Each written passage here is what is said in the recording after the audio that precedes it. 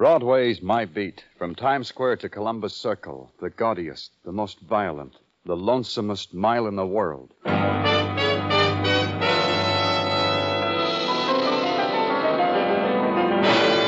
Broadway's My Beat, with Larry Thor as Detective Danny Clover.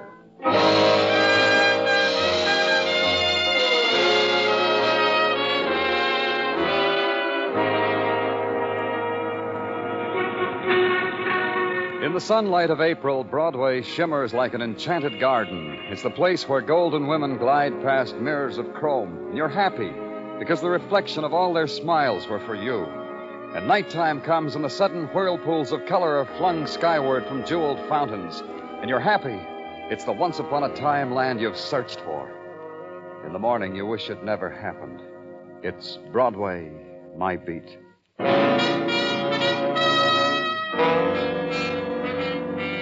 It was 11:30 at night, and I was on my way home from headquarters. I didn't make it. A squad car picked me up at 43rd Street, and a man told me my working day wasn't over. They were from the technical lab. They were on their way to the scene of the crime, which was on Coney Island, which was where they were taking me. Which is where I went, to Coney Island, through a crowd gathered around a roller coaster, and to a man who was waiting for me. Hi, Danny. What's up? Guy there in the third seat of this car. Dead, Danny. Uh-huh. Stand. Who stabbed him, Muggavan? Out there in the faceless crowd. You don't know, huh? Not an idea. Except that somebody sat behind him and pushed a knife into him. Witnesses? Nope. And maybe this guy screamed. Who pays any attention to a scream on a roller coaster? Who found him? Him. Yeah, me. I found him. And you're who? Frank Curcio. I run this ride. Here's what, mister. This dead guy sitting there, he had a half a dozen tickets in his hat band. End of each ride, I just went over to him, took a ticket. Didn't disturb him. Didn't you notice something was wrong? Oh, people react different to roller coasters. To him, I figure it's restful.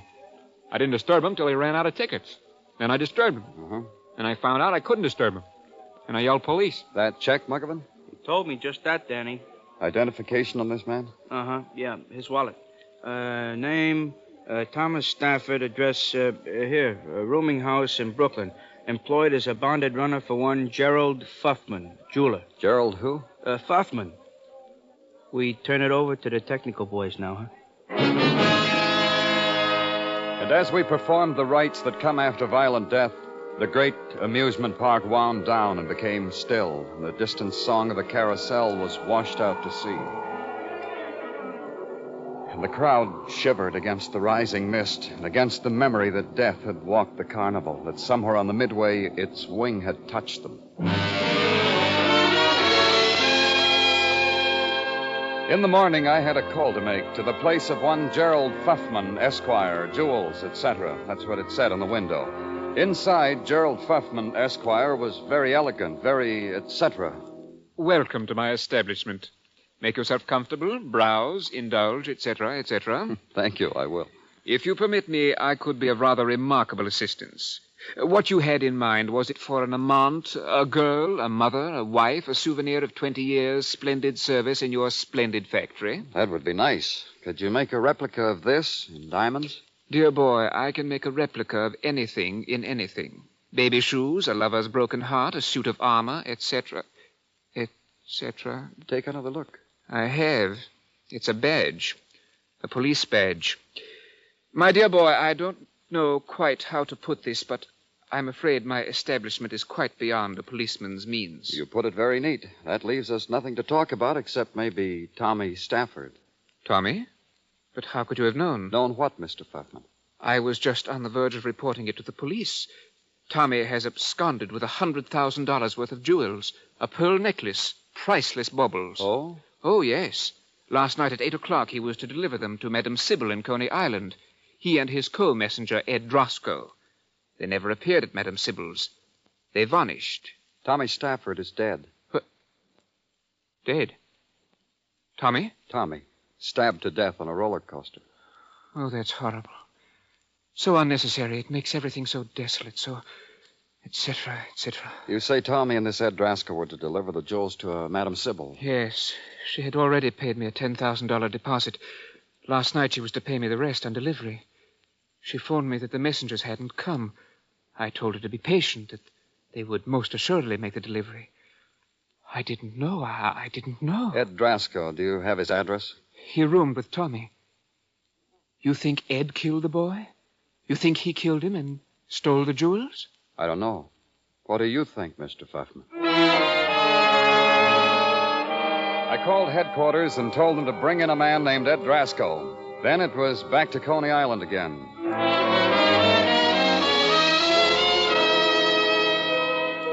At noon, Coney looked like a desert of unwound toys. I asked a man where I could find the establishment of Madame Sybil. He tried to tout me to the establishment of Madame Bernice, who was a girl who could really read bumps on the head, but I held out for Madame Sybil.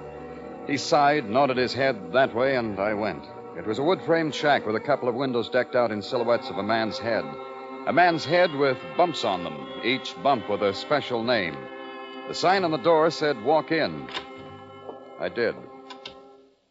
Madam Sybil offers herself to meditation. However, she will be with you within this moment in time. That's nice of Madame Sybil. Mind if I sit down? Please. Who are you? Victor.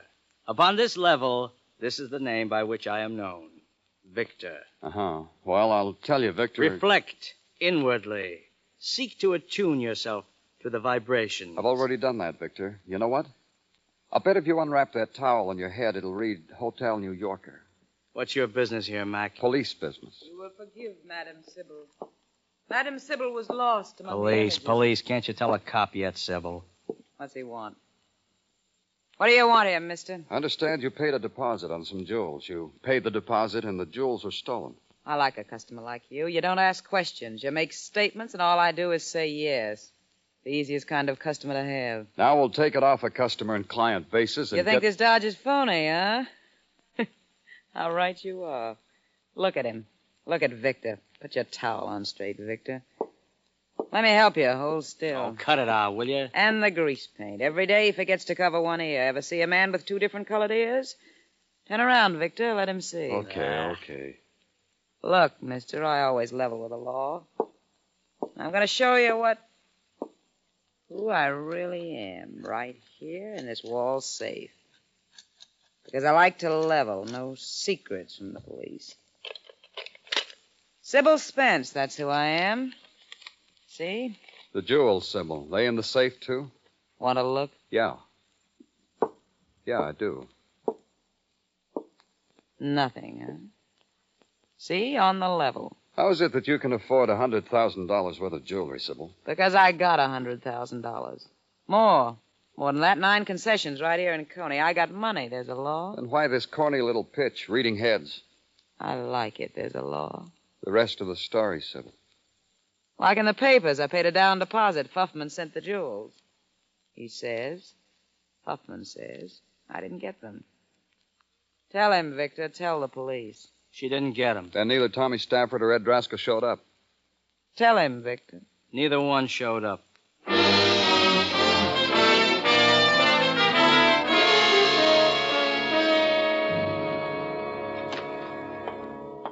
Welcome back to headquarters, Danny. Welcome back from the cotton candy and the 2-foot hot dogs of Coney Island. After these heavenly pleasures, it must be rough to get back into the swing of things with us mere mortals. Rough. Oh, here, I brought you some pinwheels. Oh, gee, Danny, thanks. Gee, Danny, when you blow on them, don't they make a ring around the rosy of pretty colors? They're for the Tartaglia children, Tartaglia. Huh? Oh. Well, of course they're for the Tartaglia children. Whose else children? For a minute, you had me. Well, Tartaglia? Well, leave us lay aside our childish pleasures and get down to the affairs of the moment, huh, Danny? If you insist. This matter of bringing in this messenger, Ed Drasco, it has not been accomplished. Why? For the simple reason that this aforesaid Ed Drasco has taken unto himself a powder. He is not in his rooming house, nor in his appointed haunts, nor Send out an all-points bulletin on him. I want Ed Drasco. Well, naturally. Number one suspect, huh, Danny? Such an open and Anything else, Tartaglia? Case. No, nothing to bother our pretty little brains about. This Frank Curcio, owner and ticket taker of the roller coaster on which was found the body of the deceased. What about Curcio? Oh, airtight alibi. When he was not taking tickets, he was in a rendezvous with a dancing girl whose blue jay corn plasters had come awry. All checked. Airtight. For a mere mortal, Tartaglia, you... excuse me, Tartaglia. Oh, naturally. Thank you. Danny Clover speaking.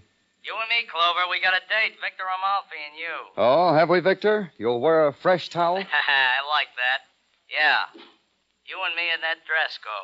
He wants we should come to his dance. Ed Dresco? Yeah, he wants to make a deal about the jewels. He said I should come alone, but being law-abiding like Where? I Where's am. the dance, Victor? Hall of Mirrors, back entrance, 12:30 tonight. I can count on you then, Detective Clover?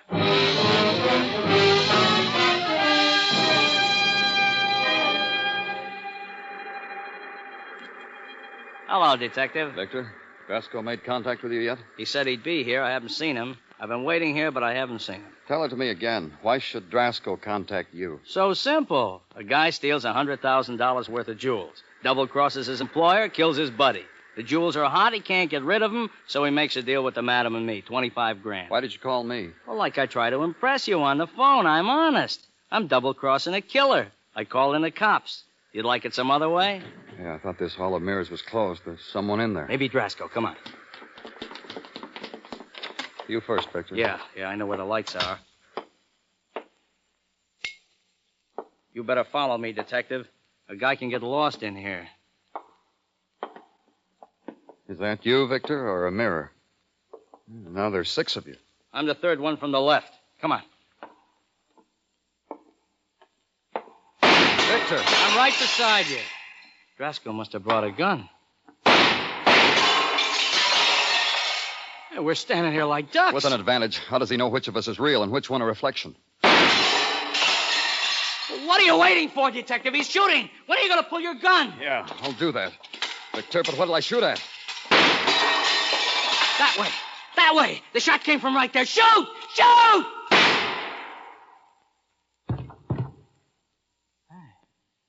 Hey, you're good, Detective. I think you got it. Wait a minute. Okay, let's go. Over there, through that broken mirror. Someone lying on the floor. Yeah.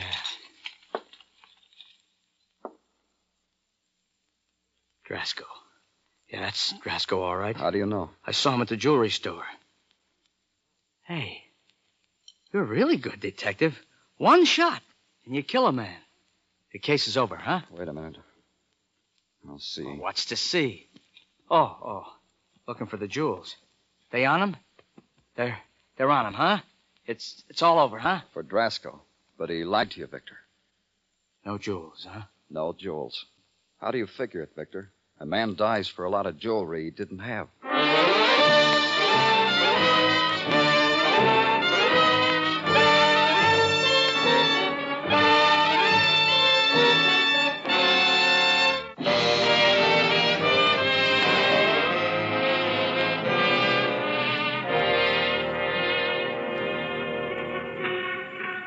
There's this about Broadway.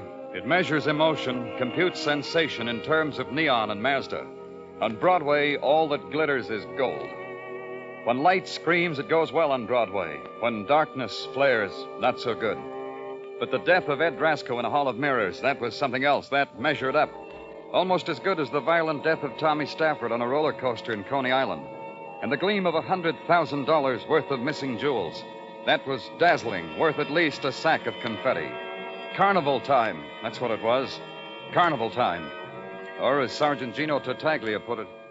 Danny, you add this all together and it comes out a 3-ring circus with 3 rings. Yeah.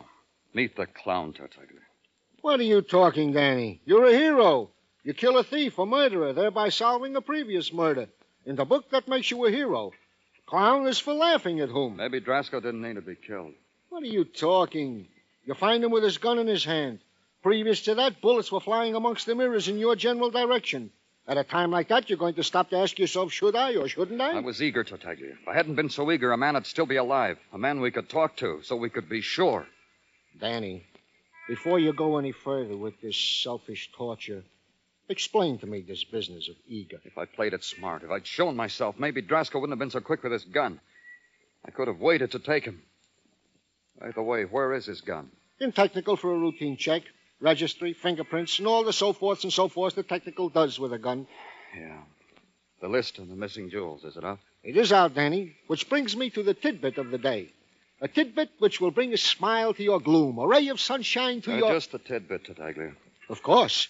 We are just in receipt of information, Danny, that Paul Otis is honoring the tank in the Coney Island precinct with his presence. I can't tell you how happy that makes me. Wait, let me finish, Danny, before you make another bitter remark. It seems that on a routine perusal of the belongings of said Paul Otis was found on him a diamond brooch, which answers to the description of a diamond brooch on the list of the missing jewels. See, Danny? See how wrong you are to doubt me when I am just what the doctor ordered?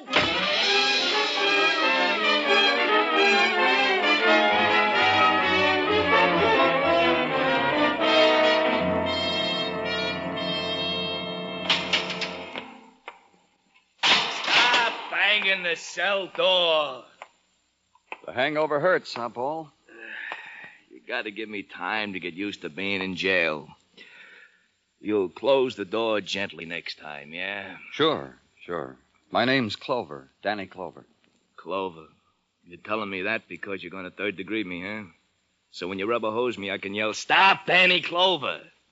Yeah? All we're going to do is chat. Yeah. Yeah, I know.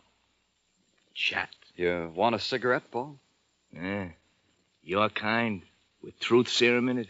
Yeah. Yeah, you cops. Okay, no cigarette. Where'd you get this diamond brooch? You hurt my head with questions like that. Where'd you get it, Paul? Nowhere. I'm suspicion of robbery, and I'm stuck with it. Murder.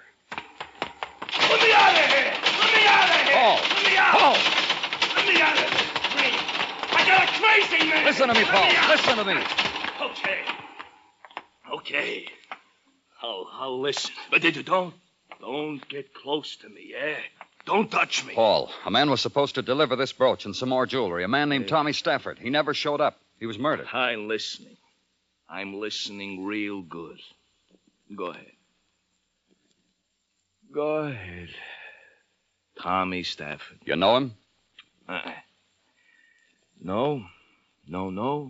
How about a man named Ed Draskell? Ed Draskell.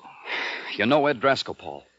No, I don't know Ed Draskell, but I'm listening. Look, last night you were picked up in Coney, not too far from the scene of Tommy's murder. You had this brooch with you, a brooch that Tommy had a little while before he was killed. What's the story, Paul? After work, I was in a bar with a girl and drinking. And I opened my eyes and I come upon this dream. I'm all of a sudden in the tank with brooch, without girl. What girl? Who was she? B. Morris, hula type. The type that hulas on the Midway show on Coney. B. Morris, huh? Okay, Paul. No, wait a minute. Wait a minute, you're getting too close. Open the door! Let me out of here! I'm crazy, man! Let me out of here! I had to pull him away from the cell door.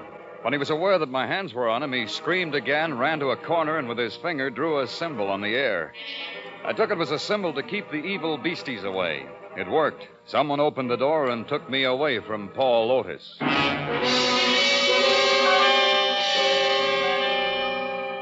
In the early afternoon light, the Midway at Coney is a tattered circus poster peeling off an alley wall. The color is drained from it, and the attractions don't care if you do or don't. Back of the fat man who wanted to guess my weight was another man who wanted me to go back with him into an Arabian night for only 2 bits, 2 dimes and a nickel, $0.25.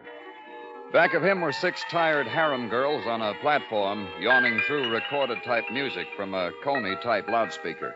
For the price of admission, he pointed out B. Morris, the one with the biggest yawn. I found a chair inside the tent and waited for her.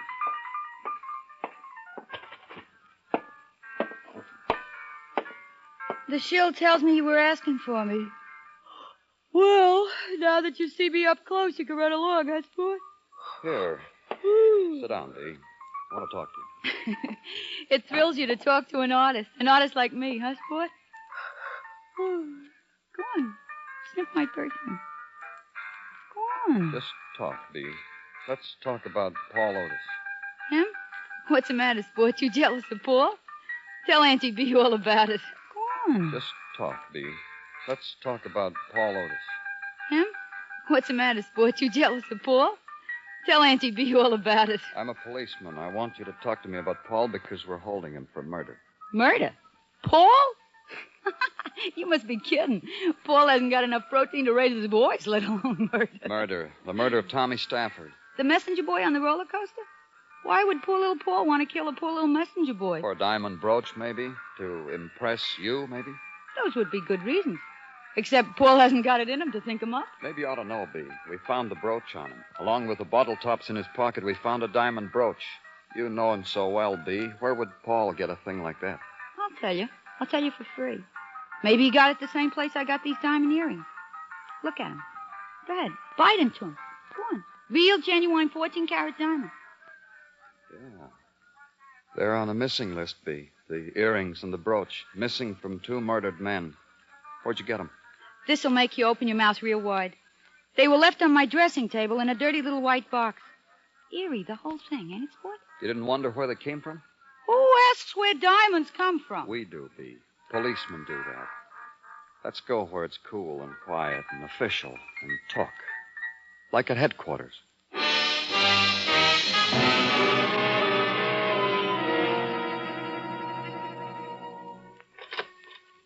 Danny? Huh? Here, Danny. I brought you a nice piece of chicken cacciatore I pilfered from my lunchbox you should gnaw on instead of your fingernails. I'm not gnawing on my fingernails, Tartaglia. Literally, no. But figuratively, I can see your brain devour them to the hub. Go ahead, take the chicken. You eat it, Gino. Thanks a lot, Danny. Oh, hey, Danny. Now what? With chicken on my mind, I forgot to tell you. Forgot to tell me what, Tartaglia. I got the report back from Technical about the gun. Quick, huh? All right, what does Technical have to say? Here. You hold the chicken. I'll read it. Okay. To Lieutenant Detective Danny Clover, from New York Police Department Ballistics Division. Subject, gun. Type of 38 caliber police positive. Registry, none. Fingerprints, none. Signed, Marvin Mickbar, New York Police Department Ballistics Division. Huh? Signed, Marvin Mickbar. No, the part about the prints. Huh? Fingerprints, none. Hey, Danny, how could this Drasko have his mitts on the gun, then leave no fingerprints? Huh, Danny? You got a good question, Gino. Here, take your chicken back. It was the best question of Tartaglia's brilliant career. How could Drasko have shot at me and left no fingerprints on the gun he held in his bare hand? It was a good question, because it could contain within itself a good answer. It could answer why Paul Otis and B. Morris had stolen jewels on them. It could answer the murder of Tommy Stafford and maybe even the death of Ed Drasko. And for the answer to a question that already has an answer, you go to a clairvoyant, to someone who reads head bumps like Madam Sybil's in Coney Islands, to her prop boy, Victor Amalfi. Madam Sybil offers herself to meditation. However, she will be with you within this moment. It's a detective. Salam, detective. Same to you, Victor. Where's Madam Sybil? Like I told you, in the back room, meditating. If you're here as a client, you'll have to wait for the madam. If you're here to pass the time of day, likewise. You're 2 times wrong, Victor. I want you and Sybil for murder. You make a hobby of this? You point a finger, say you're a murderer, and this makes a murderer, huh? You got one yesterday, Clover. How many you need to make you happy? You and Sybil. All right, I'll humor you. Whom is whom we have murdered? Tommy Stafford, maybe? Ed Drasko, maybe? Drasko? Ha! You need an aspirin, kid. $100,000 worth of jewels for a measly down payment of $10,000. Good profit, $90,000. And all it cost was the murder of 2 messenger boys. I could get you bicarbonate. Cheap at the price, huh, Victor? And so easy. You take Stafford on the roller coaster, stick a knife in his back. Sybil takes Drasko somewhere else, puts a bullet in him. What'd you do with the jewels? Put them in the safe after I left? Let's take a look at the safe, huh, Victor? A little thing. One little thing. I read in the papers you got 2 birds with stolen diamonds in their mouths. Diamonds the madam bought and never got. You must know about that, Victor. You planted them. You planted them on Paul Otis and B. 2 people whose business it was to be near the scene of the crime. It almost worked. Now let's look at the safe, huh? First you have to get by Victor, detective. That ain't gonna be easy. Let's try, shall we, Victor? Are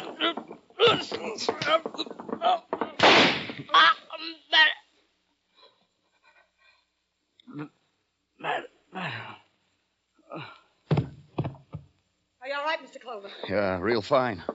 Welcome from the beyond, Sybil. Tonight the Zodiac said kill Victor. I'm glad it was Victor. I'm glad it wasn't you, Mr. Clover. When I pointed the gun, I never pointed a gun before. Lucky. Yeah. Okay, Sybil. Give me the gun. What for? Ballistics will want to match it against the slugs in the body. But you saw me shoot Victor. The gun. All right. All right, here. you saw me. I killed him. What do you need the gun for? Ed Drasko. I'm not real sure, understand, Sybil, but I'm waving a finger at you. This is the gun that killed Ed Drasko. What are you talking about? You killed Drasko. The paper said you killed Ed Drasko. You did, Sybil. It figures that way. Drasko was dead even before I walked into the Hall of Mirrors because his fingerprints weren't on his gun. You can't make fingerprints by resting a gun in the open hand of a dead man. You're not trying to trick me. So it figures, Sybil, like I said it did. It was you shooting up the Hall of Mirrors. Not trying to hit anyone, just shooting it up so I'd take a shot in the dark and just happened to kill Ed Drasko. Mr. Clover. Where are the jewels, Sybil? In the safe? They weren't in there the last time we opened it. Let's see now. Open the safe. Go ahead, open it. No! No, you can't have them. Take it easy. No, they're mine. I killed for them. They're mine. Stop fighting. It's no use, Sybil. Mine. Oh. Mine.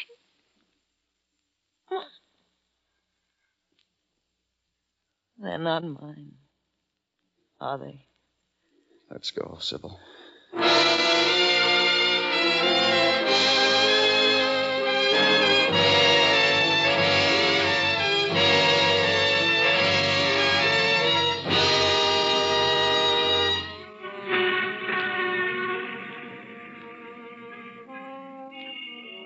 Daytime never lingers on Broadway. They shut it off by lighting the spectaculars. Then Broadway's happy. It leans into the night and screams. You turn a corner and run toward it. It's right there waiting for you. Start screaming too, kid, because it'll explode right in your face. It's Broadway, the gaudiest, the most violent, the lonesomest mile in the world. Broadway, my beat.